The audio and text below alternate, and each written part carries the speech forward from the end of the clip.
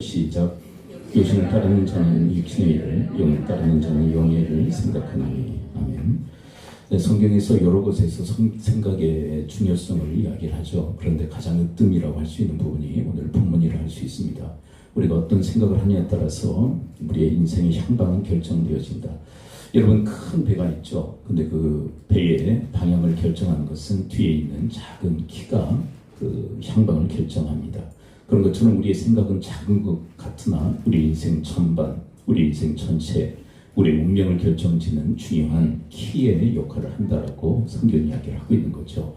그래서 영의 생각은 영을 따르게 하고 육신의 생각은 육신을 따르게 합니다. 향방의 결정, 그 생각으로 비롯되어진다고 얘기하시죠. 그 결과도 또 결정되어진다. 우리가 영의 생각을 하면 생명과 평안을 누리게 되지만, 그러나 육신의 생각을 하게 되면 사망과 두려움 가운데 인생을 살 수밖에 없음을 이야기를 하고 있죠. 제가 자주 듣는 송기룡 목사님의 예가 있는데요. 송기룡 목사님과 사모님이 아주 성격이 다르다고 그래요. 근데 그것이 매력으로 끌려서 서로 결혼을 했는데 그 매력적인 성격 차이가 나중에 결혼의 걸림돌이 되어버리고 말았다라고 얘기하십니다. 송기룡 목사님은 상당히 깔끔한 그런 스타일이고요. 사모님은 털털한 스타일이에요. 근데 서로가 매력으로 끌렸는데 그것이 함께 살다 보니까 갈등의 요인이 되었다라고 얘기를 하시더라고요. 이 송기룡 목사님 눈에 이 털털한 사모님이 어떻게 보였느냐면 불량품처럼 그렇게 보였다고 그래요. 그래서 하나님께서 결혼시키신 것은 이 불량품 아내를 고치라는 하나님의 그런 섭리가 계시다라고 생각해서 한 7년 동안 노력을 했답니다. 이 아내를 뜯어고치기 위해서. 화장실에 들어가면 털털한 이 스타일의 사모님은 치약을 아무 데나 붙잡고 짜죠. 근데 목사님은 항상 끝에서부터 말아 올리죠. 그걸 또 지도하는 거예요. 그 치약 아무 데 붙들고 짜지 말아라. 끝에부터 말아 올려라.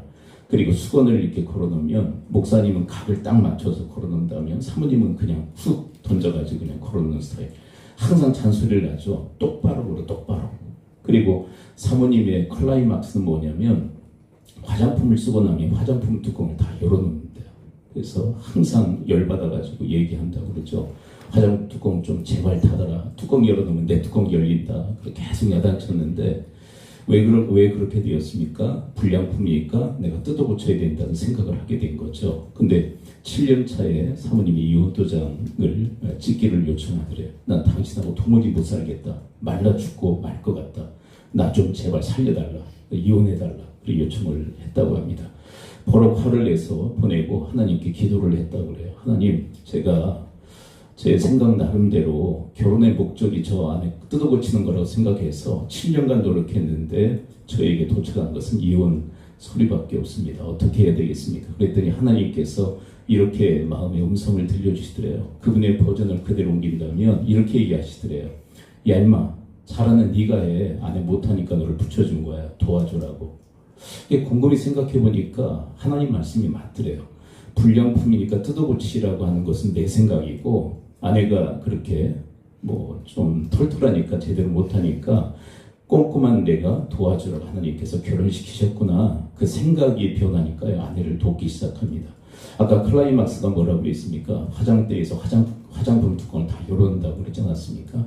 그러면 딱 선대요. 그래서 뚜껑 열어놓고 그 다음 거 쓰려고 그러면 이거 다 썼어? 그러면 고개 끄덕이면 닫아주고 또 닫아주고. 그런데 놀라운 일이 일어나더래요.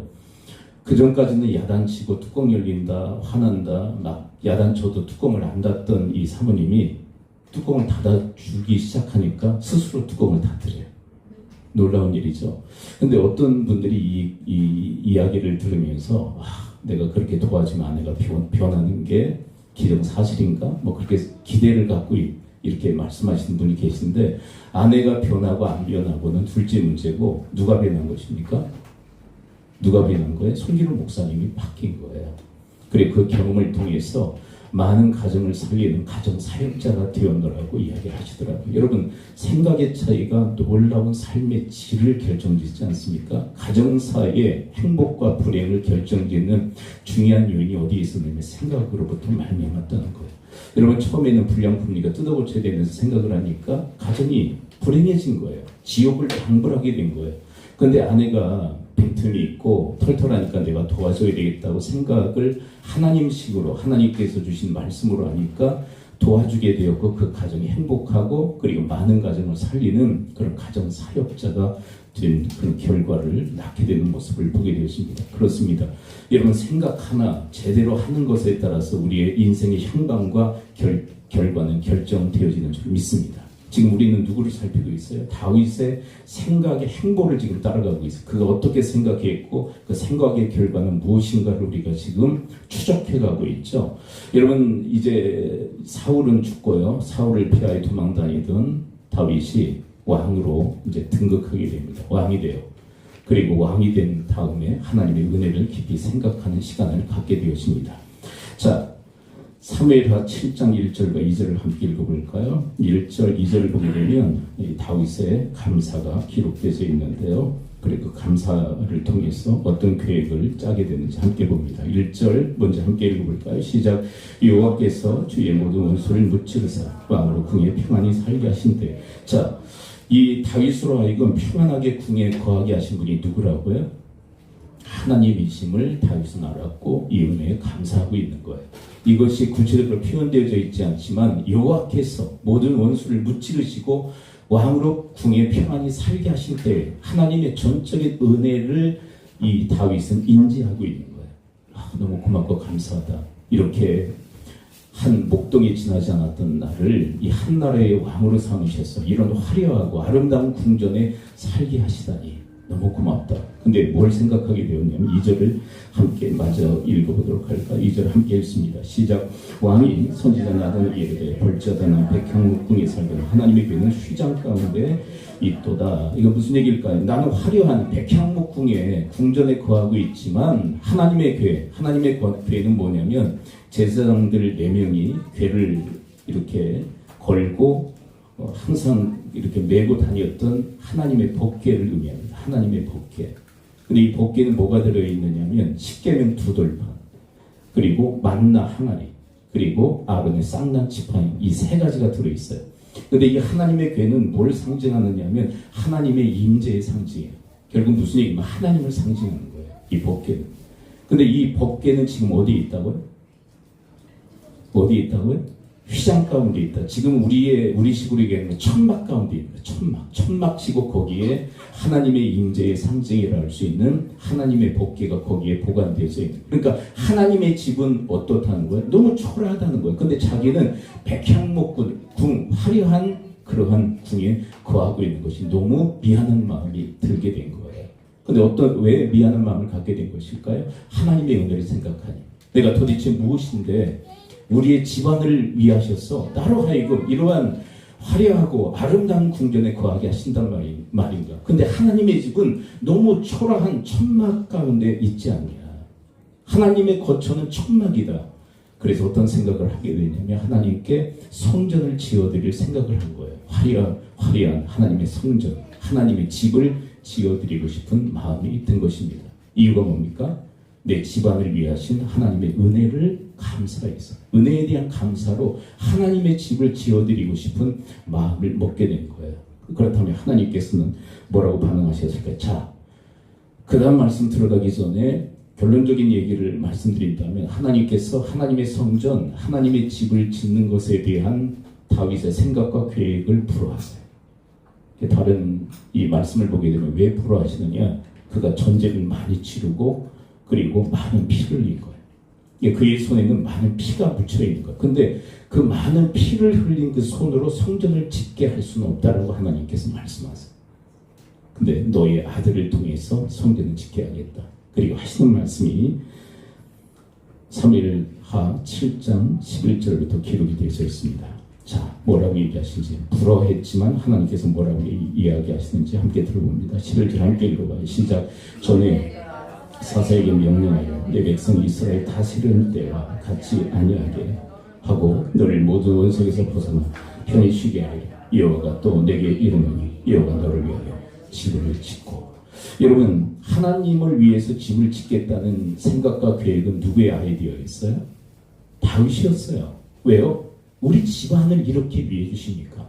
나의 집을 이렇게 위해 주십니까? 그렇다면 저도 하나님의 집을 위하겠습니다. 그랬더니 그 마음 받으시고 하나님께서 다윗의 집을 세우시겠다고 얘기하시는 거예요. 이것을 일컬어 뭐라고 이야기하느냐면 영적인 선순환의 역사, 선순환이라고 얘기합니다. 자, 첫 번째 누가 누구를 위했습니까? 첫 번째 하나님이 다윗의 집안을 위했어요. 그래서 화려한 궁전에 거하게 하셨죠. 이 은혜에 대해서 감사해서 다윗은 누구의 집을 위합니까? 하나님의 집을 위해요. 그러니까 하나님의 집을 위하니까 하나님이 또 누구의 집을 위하십니까?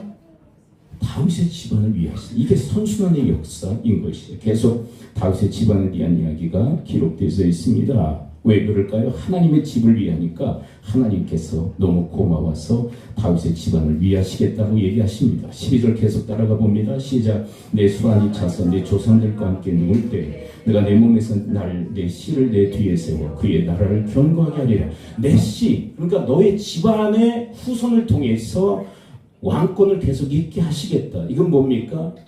집안을 위하겠다는 거예요. 다윗의 집안을 계속 위하시겠다고 얘기하시는 것입니다. 13절 또 읽어봅니다. 13절 시작. 그는 내 이름을 위하여 집을 건축할 것이요 나는 그의 나라 왕위를 영원히 견고하게 하리라. 이 솔로몬 왕을 통해서 내가 하나님의 집을 짓도록 허락할 것이다라고 얘기하십니다. 그리고 14절 또 읽어볼까요? 시작. 나는 그에게 아버지가 되고 그는 내게 아들이 되리니 그가 만일 죄를 범하면 내가 사람의 매와 인생의 채찍으로 징계하리며 그가 잘못했을 때 내가 징계할 거야. 왜? 아버지의 심정으로 징계할 거야. 자, 그런데 무엇을 약속하십니까? 15절 계속 따라가 봅니다. 시작. 내가 네 앞에서 물러나게 한 사울에게서 내 은총을 빼앗은 것처럼 그에게서 빼앗지는 아니하리라. 그가 잘못해서 징계 채찍을 내릴지는 모르겠지만 그러나 사울처럼 버림받지는 않을 거야. 근데 이 은혜가 이 후손에게 내려지는 이 은혜가 누구 때문에 말미암는다고요? 다윗 때문에. 여러분 그런 조상들 되어줄 수 있게 되기를 축원을 드립니다. 여러분들의 그 다음에 후손이 태어났는데 이 아이가 잘못해요. 그래서 하나님의 징계를 내릴 수밖에 없어요. 그러나 사울처럼 버리지 않겠다. 왜?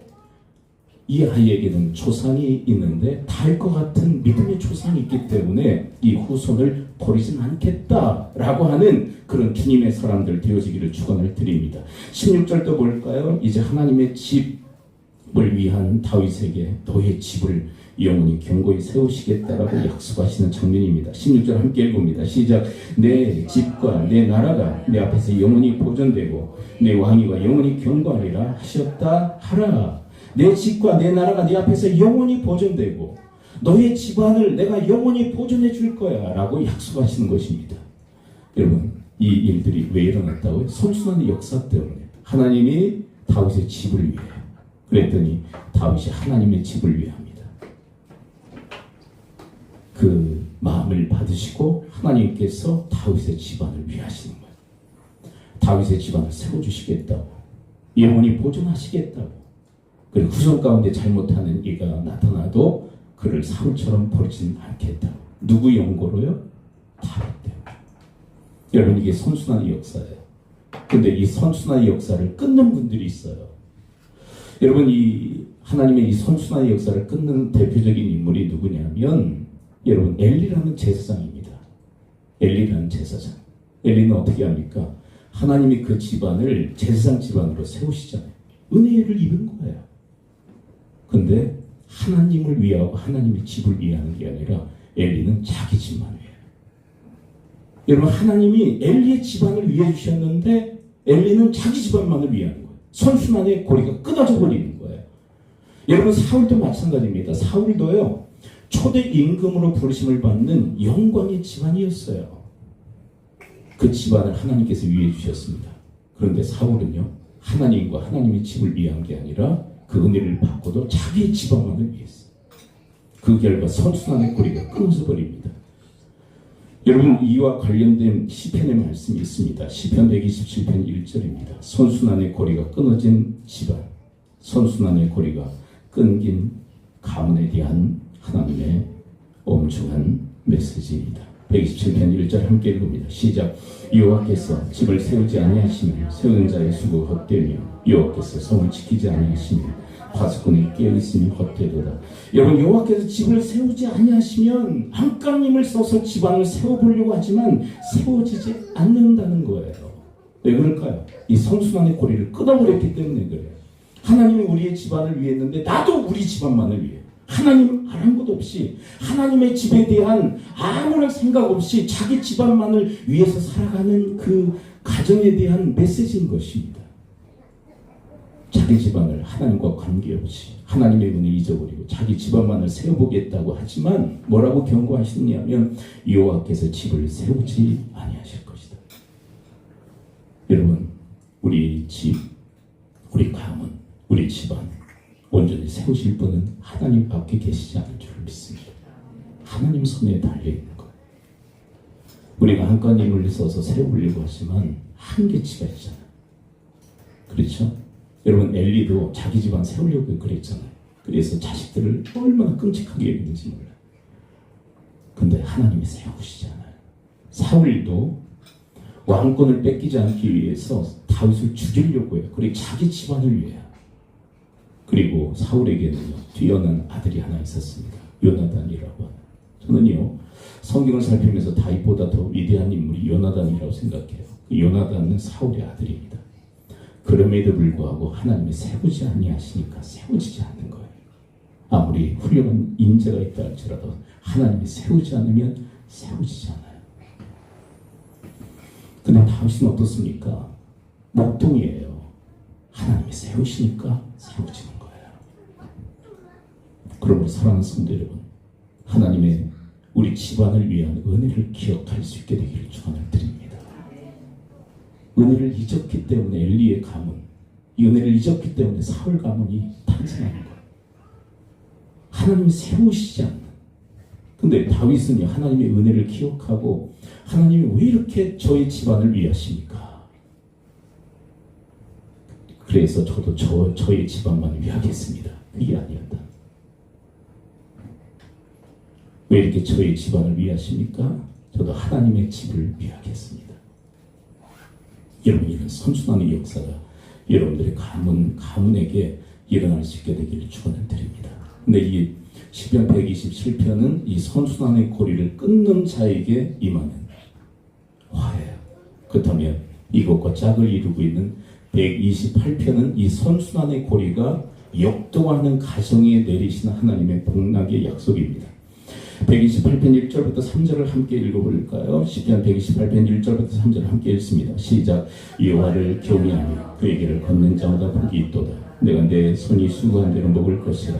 내가 복되고 형통하리로다. 내 집 안방에 있는 내 아내는 결실한 포도나무 같으며 내 식탁에 둘러앉은 자식들은 어린 감람나무 같으리로다. 여러분, 3절은 그의 집안을 이렇게 세우시겠다는 약속 아닙니까? 근데 누구에게? 여호와를 경외하는 자에게.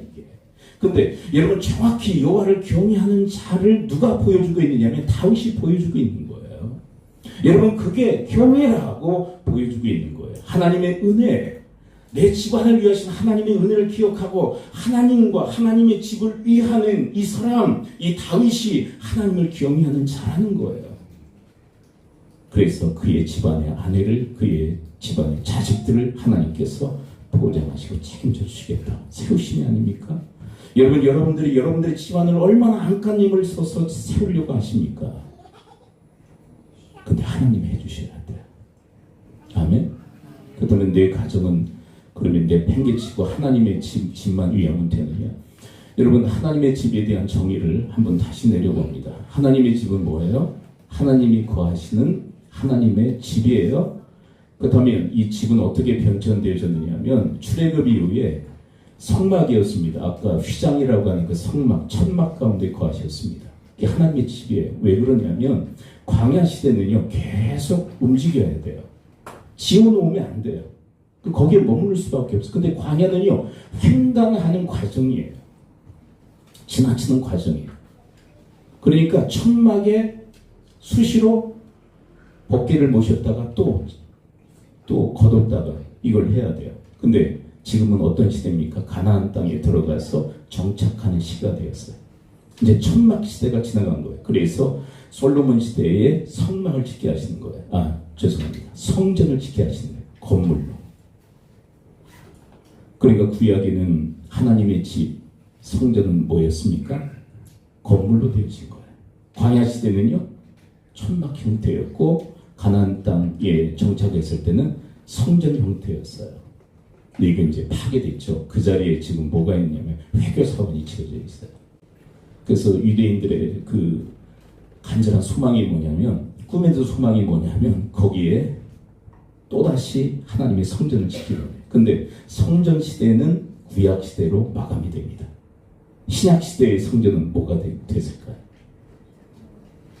신약 시대의 성전은 뭘까요? 예. 따라서 고백해봅니다. 우리가 성전이다. 이제 교회가 성전인 시대가 된 거예요. 그래서 우리 한 사람 한 사람이 성전일 뿐만 아니라 우리 공동체가 성전인 시대가 된 거예요. 그래서 하나님께서 어디 거하십니까? 교회라는 공동체에 거주하시는 거예요. 우리가 하나님의 집이 된 거예요. 하나님의 집. 내가 하나님의 집, 우리 공동체가 하나님의 집이 된 거예요. 그러면 이 예배당은 뭐냐? 성전이 아니에요. 예배당을 성전이라고 얘기하는 구약시대적 발상이에요. 근데 자꾸 이제 성전 왜 그러느냐면 구약시대적 그 잔재가 아직도 있기 때문에 예배당, 교회당을 자꾸 성전이라고 얘기하는.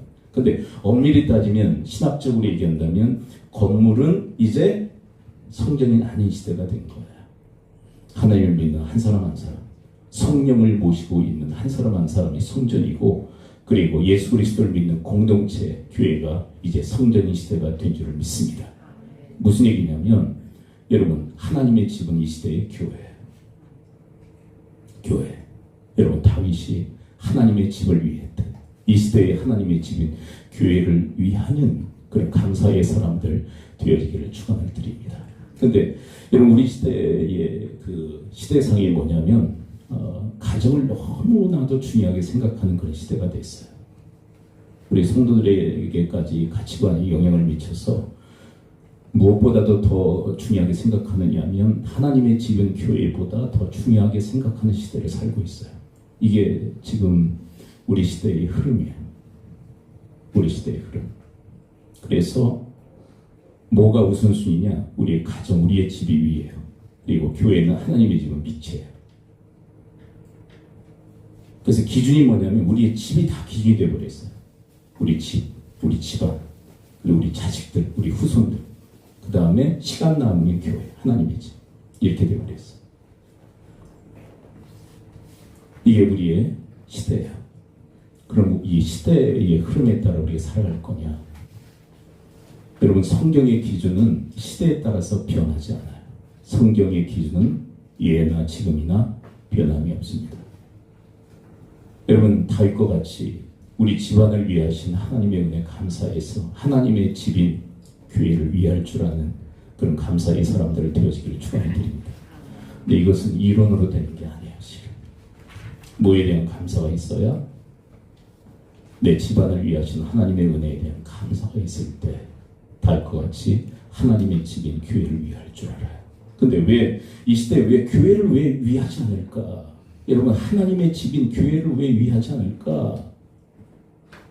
자, 아까 얘기했잖아요. 가정을 중요하게 여기기 때문에 그것도 이유지만 내 집안을 위하신 하나님의 은혜에 대한 망각이에요. 내 집안을 얼마나 위하시는지. 여러분, 하나님의 집, 교회를 여러분들이 위할 수 있게 되기를 축원을 드립니다. 근데 이 이야기가 곡해의 소지가 있어요. 그러면 우리의 가정은 소홀히 하라는 얘기냐? 그럼 우리의 가정은 교회보다 못하다는 얘기냐?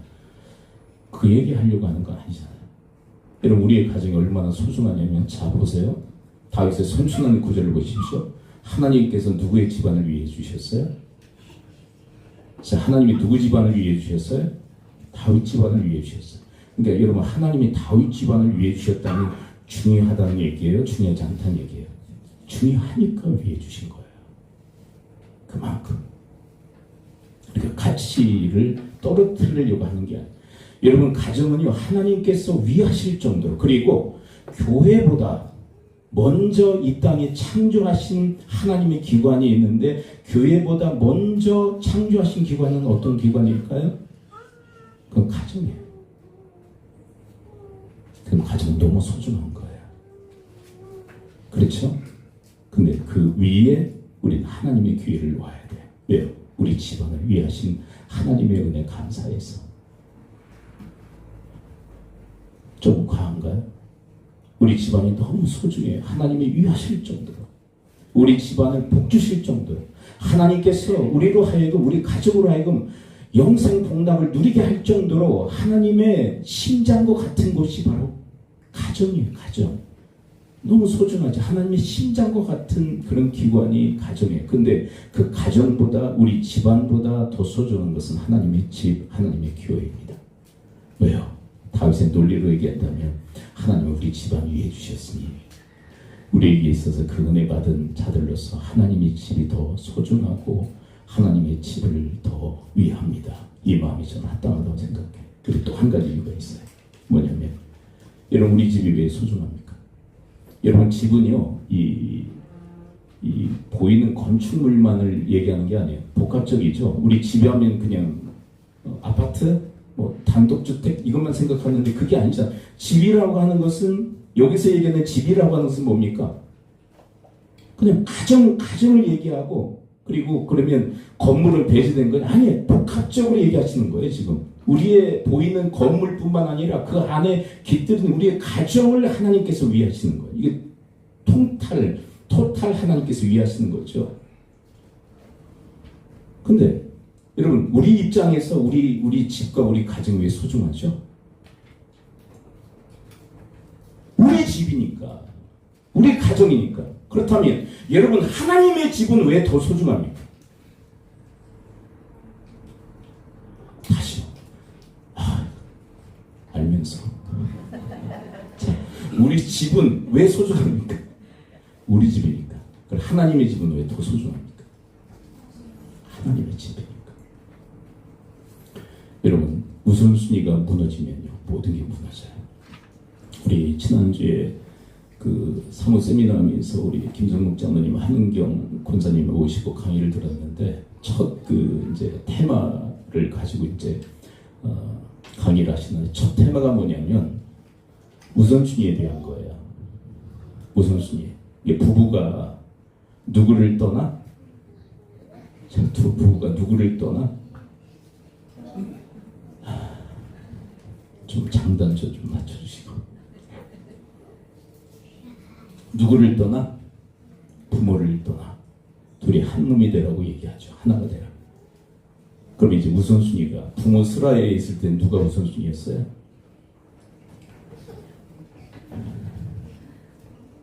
부모가. 네, 부모를 떠나라는 건 뭐예요? 우선순위가 바뀌었다는 얘기. 그러면 여러분, 여기에서 아까 이야기했잖아요. 우리 가정 소중하잖아요. 그리고 하나님의 집이 더 소중하다라고 하는 것은 우리의 가정을 평가절하하려고 하는 게 아니잖아요.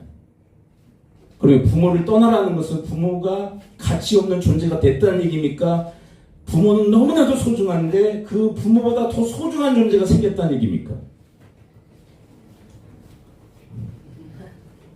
부모보다 더 소중한 존재가 생겼다는 거예요. 결혼하게 되면.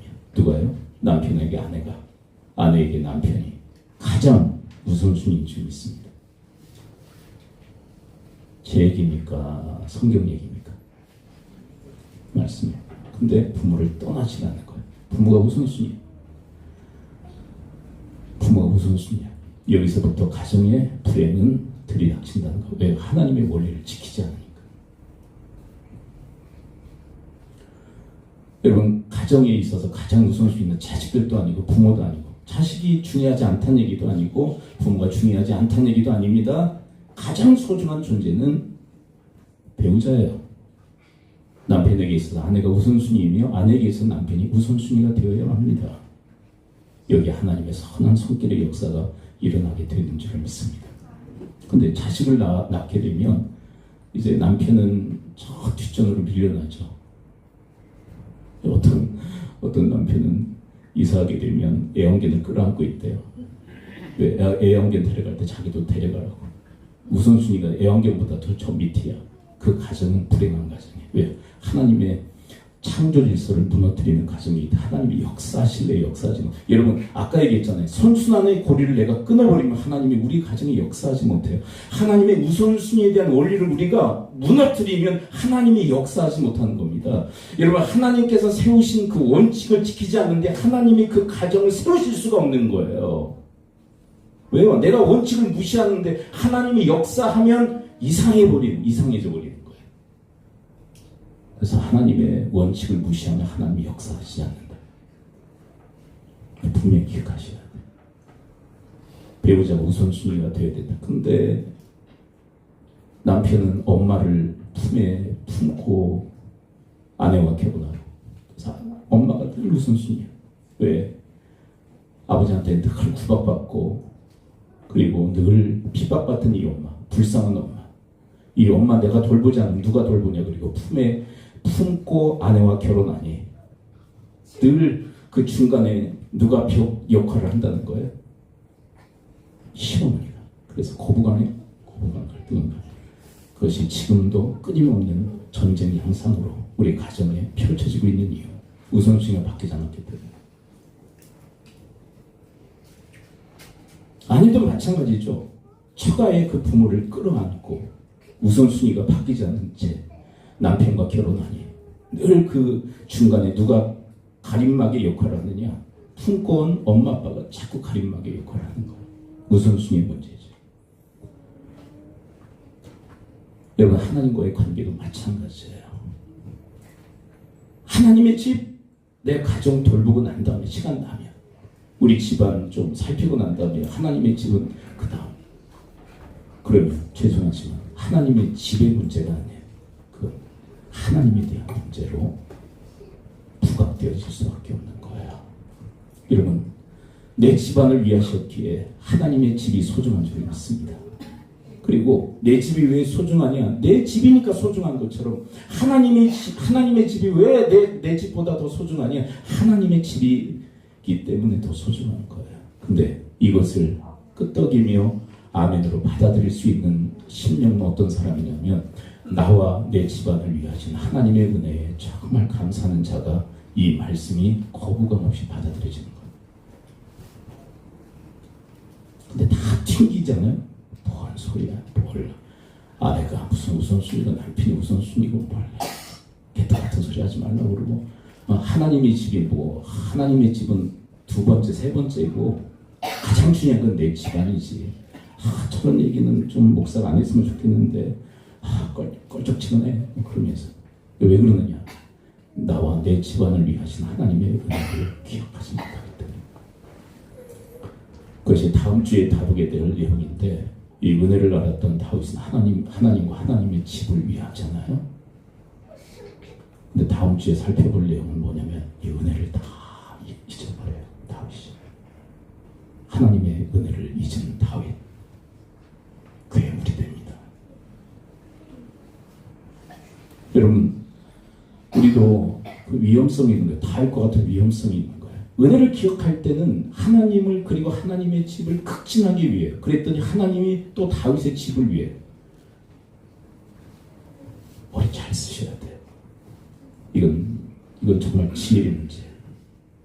하나님이 내 집을 위해 했으니까 나도 내 집 그래 버리면 완전히 선순환의 연결고리를 내가 끊어버려요.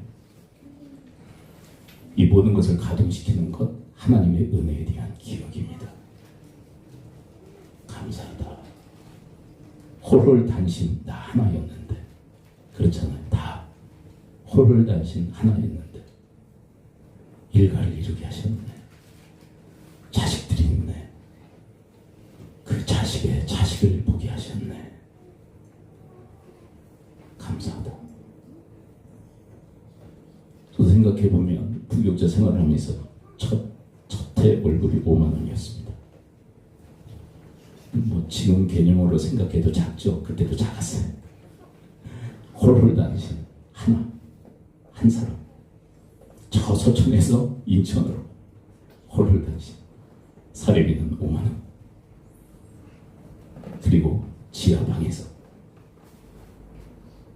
생각해보니 놀라운 우리 집안을 위한 은혜가 주어진 거예요.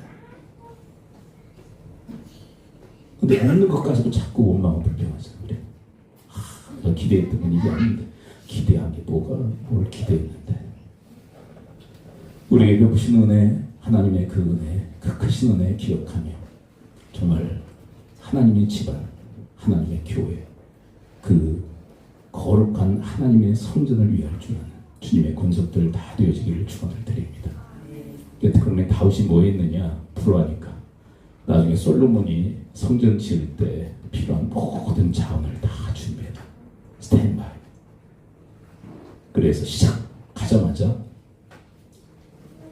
솔로몬이 성전을 지을 수 있도록 우리는 교회를 세우는 그런 거룩한 그 지형 우리가 받은 줄 믿습니다. 하나님의 교회, 하나님의 교회. 우리가 몸담는 교회는 이 교회야. 뭐 전 세계의 교회를 섬길 수는 없잖아요. 하나님의 섭리 가운데 하나님의 몸된 교회, 모든 교회를 섬길 수 없기에 하나님께서 하늘 시민교회라는 공동체 안에 소속하게 하셔서 하나님께서 이 교회를 섬김으로 하나님의 집을 섬길 수 있도록 그렇게 하나님께서 디자인해 놓으신 줄 믿습니다. 근데 이거에 대해서 우리가 확신하지 못하면 어려워져요. 신앙생활이. 여기서도 무너지기 시작하면 신앙생활은 다 무너집니다. 왜? 우리는 하나님의 집에 거하며 하나님의 돌보심과 그리고 하나님의 그 권고하신 가운데 우리가 서로가 서로를 돌보며 우리가 협력하고 또 통역하여 주의 일들을 감당하도록 한몸되게 하셨기 때문에 그래요. 여기에는 한 사람도 구경꾼이 있을 수는 없어요. 다 한 몸의 지체로서의 역할을 잘 감당해서 주님의 몸된 교회, 하나님의 집을 온전히 세워나가는 여러분과 제가 되어지기를 축원을 드립니다. 그런 우리를 보시며 네가 내 집을 위하는구나. 다윗의 집을 그리고 그의 집안을 위했듯이 나도 너의 집안을 위해 주리라. 이 축복의 말씀을 다 듣는 주의 권속들 되어지기를 축복합니다. 우리 무리를 걷는 자, 우리 함께 찬양하고 말씀을 들고 기도하기로 합니다. 주님, 나를 부르시니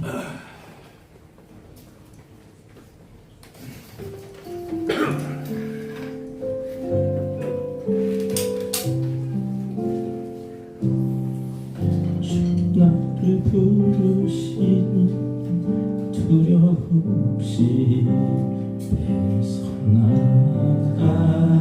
나가리라. 주님 나를 부르시니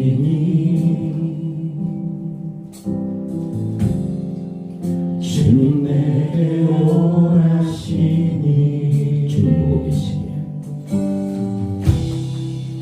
주님 보고 계시기에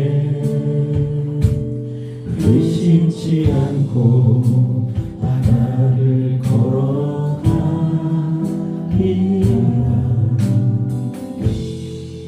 주님 보고 계시기에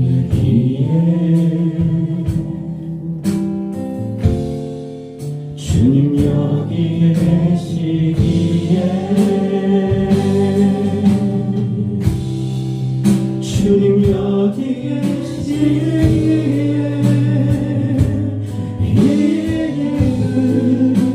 바다가 완성이 되고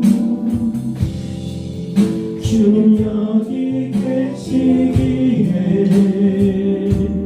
반석이 내가 걸어가리라.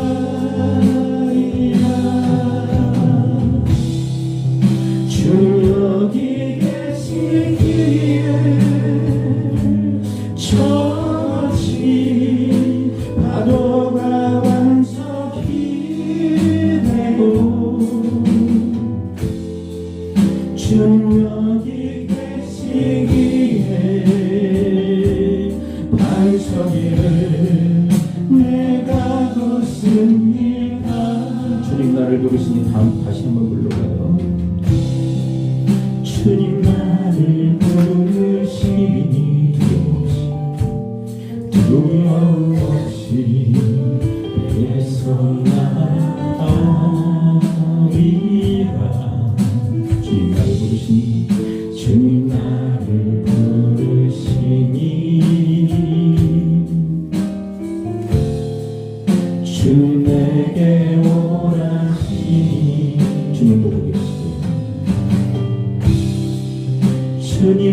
보고 계시기에 의심치 않고 바다를 걸어가리라.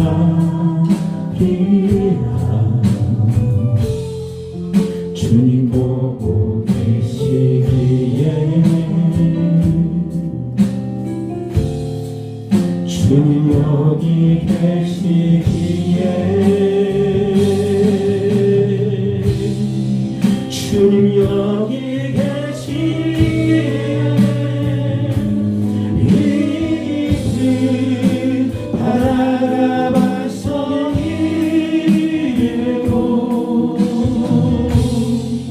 주님 여기 계시기에 반석이를 내가 걸어가리라. 주님 여기 계시기에 주님 여기 계시기에 저것이 바다가 반석이 되고 주님 여기 계시기에 반석이를 내가 걷습니다. 주님 여기 계시기에 주님 여기 계시기에 이 깊은 바다가 반석이 되고 주님 여기 계시기에 반석이를 내가 걸어가리라. 주님 여기 계시기에 주님 여기 계시기에 저것이 바다가 반석이 되고 주님 여기 계시기에 주님 여기 계시기에 반석이를 내가 걷습니다. 이렇게 말씀 붙들고 기도하기로 합니다. 함께 기도하죠. 아버지 하나님, 주의 말씀 저들이 들었습니다. 생명과 진리의 말씀, 그 말씀 듣고 저희들 마음에 기도하는 생각을 얻어 주님 앞에 부르짖어 기도합니다. 하나님, 저들의 집안을 위하셨군요. 저희들의 인생을 위하시고 저희들의 삶을 돌보시고